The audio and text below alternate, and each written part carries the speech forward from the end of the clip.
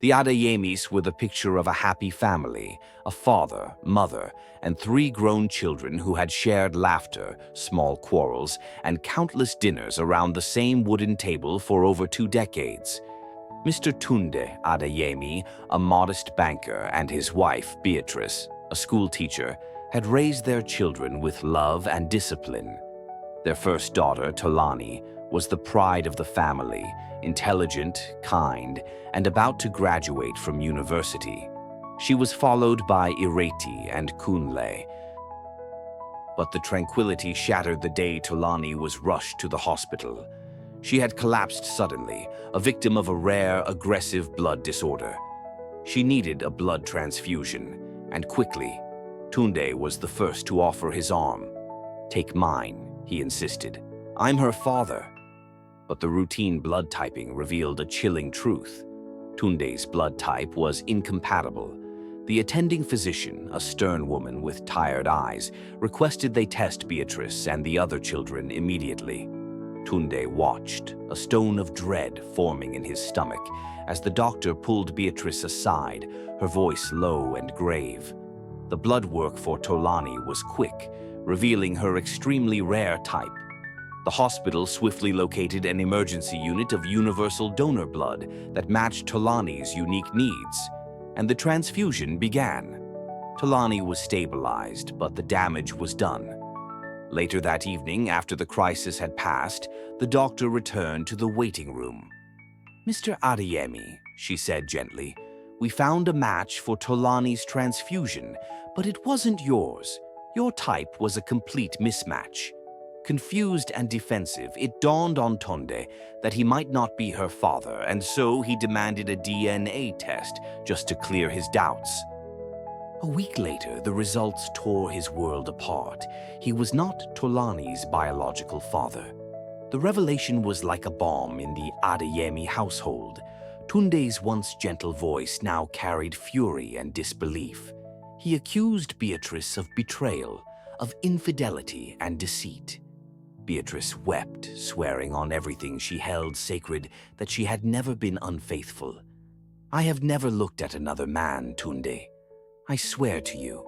But he wouldn't listen. Her tears, her genuine confusion, all fell on deaf ears. The cold, hard evidence of the DNA report was a wall Tunde could not see past. The betrayal was absolute in his mind. To settle his own sanity, he demanded tests for Ireti and Kunle, his remaining daughter and son. When those results confirmed that he was indeed the biological father of his 2 younger children, it only intensified his fury. In his mind, it confirmed an isolated, calculated act of infidelity surrounding Tolani's birth. The beautiful, decades-long marriage fractured. The love was choked by suspicion and anger. Tunde, heartbroken and feeling utterly betrayed, filed for divorce on the grounds of infidelity. Tolani, devastated and confused, couldn't understand why the father she loved now looked at her with cold, distant eyes. Months passed, but Beatrice couldn't rest. Deep down, she knew something was wrong, something beyond what anyone could imagine. She confessed her innocence to her lawyer, who believed her. Desperate to save her marriage, she requested for assistance from her lawyer to investigate what could have gone wrong. After much days of brainstorming, her lawyer, Barrister Patrick, came up with something. With a warrant obtained from the appropriate authorities, he visited the hospital where she had given birth 22 years ago and requested to speak with the nurses. Questions were asked, but records were scarce. But one middle-aged nurse, Mrs. Bimpy, admitted to remembering something unusual. Her eyes shifted nervously as the barrister begged for the truth. "I can't talk about that, sir," the nurse whispered. But he pressed harder, knowing she knew something, threatening to go to involve the law enforcement agencies. Finally, the nurse broke down in tears and confessed. 22 years ago, a prominent, wealthy family, the Adebayo-Shams, were just blessed with their 7th daughter at the same hospital. Their patriarch, a man named Jaidi Adebayo-Sham, desperate for a male heir to secure his vast business empire, was consumed by the need for a son. The true story, however, was steeped in quiet desperation and greed.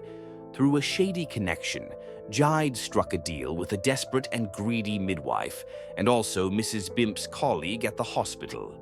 A colossal, life-changing sum of money to swap their newborn girl with a boy from another mother who was yet to deliver on confirmation of the gender. That night, Beatrice delivered a healthy baby boy. The midwife, seeing the boy as her ticket to wealth, carried out the swap swiftly and without notice, and changed the tags in the pre-dawn hours after claiming that Beatrice had delivered a girl. She placed the Adebayo-Shams' newborn daughter into Beatrice's crib and handed Beatrice's son over to the waiting rich family. Mrs. Bimpe accidentally witnessed all of this and threatened to spill, but she was tipped heavily to keep her mouth shut. Heart-pounding, they both took the evidence, a voice recording of Mrs. Bimp's confession that Barrister Patrick secretly made with his phone, and went to her husband. At first, Tunde refused to see her, but when he heard the recorded confession, his eyes softened, guilt washing over him. "We have to find him," Tunde said quietly. "We have to find our son and Tolani's real parents." A new investigation began, which led the police to the now ailing midwife. Under pressure, she finally broke. The midwife confessed the swap, the payment, and the names involved: the Adebayo-Shams family. The police presented their findings to Tunde and Beatrice. Tunde was stunned into silence, the crushing weight of his misjudgment, a physical ache. Beatrice, relieved and vindicated, broke down, sobbing not for herself but for the son she never knew. The police then approached Jide Adebayo-Shams and his family. Denial was his initial furious reaction. He tried to buy silence, denying any knowledge, but the evidence, Mrs. Bimp's confession along with signed confession from the midwife and the hospital's records, was irrefutable. Furthermore, a DNA test on the boy they raised, their supposed heir, confirmed the truth. He was Beatrice and Tunde's son, and Tolani was Jide's daughter. Despite the gravity of the situation, they refused to press charges. The truth had cracked the foundation of the Adebayo-Shams family too. Jide's eldest daughters, appalled by their father's long-held secret and the life it had destroyed, urged him to confess and make amends. Finally, the patriarch yielded. A meeting was arranged, formal and fraught with tension.